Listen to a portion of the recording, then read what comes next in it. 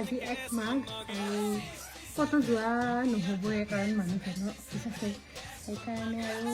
দেউতাই মানে ক'লে তুমি ঘৰতে আছা যদি আজি খুৰমা বনাম তো মই আগতে বনাই পোৱা নাই ফাৰ্ষ্ট টাইম মই শিকিম আৰু আপোনালোকক দেখাম ৰেচিপিটো বলক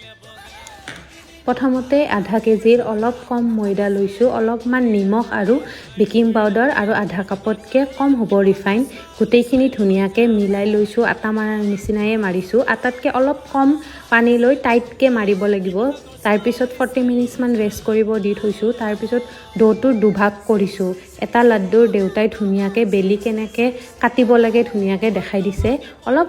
মানে নিমকিতকৈ অলপ মোটাকৈ বেলিব লাগে তাৰপিছত এইবোৰ সব দেউতাৰ যোগাৰ নিমকি খুৰমা বুন্দিয়া বনোৱা সব আমাৰ এইবিলাক বেলনা স্কেল এইবিলাক চুৰিবিলাক সব দেউতাৰ যোগাৰ আৰু আমাৰ মানে ঘৰত বনোৱা বেছিয়ে বস্তু খায় আৰু সব দেউতাহঁতে মানে বনাই থাকে আৰু তাৰপিছত এটা কেৰাহীত তেল গৰম হ'ব দিছোঁ আৰু আধা লিটাৰতকৈ অলপ কম হ'ব তেল ধুনীয়াকৈ গৰম হোৱাৰ পিছত ক্ৰিস্পিকৈ কম জুইত ভাজিছোঁ যাতে গল্ডেন ব্ৰাউন শেপটো আহে আৰু বস্তুটো ক্ৰিস্পিও হয় তাৰপিছত আৰু এটা কেৰাহীত মানে 2 কাপমান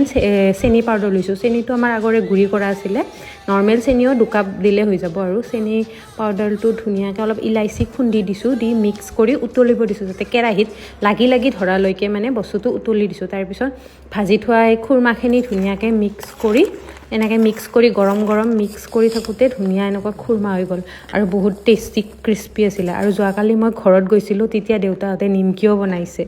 আৰু তাৰপিছত মই এটা টেষ্ট কৰি চালোঁ বহুত ধুনীয়া ক্ৰিস্পি হৈছে বহুত টেষ্টি হৈছে মই ফাৰ্ষ্ট টাইম বনাইছোঁ মানে মোৰ বিৰাটেই ভাল লাগিছে বনাই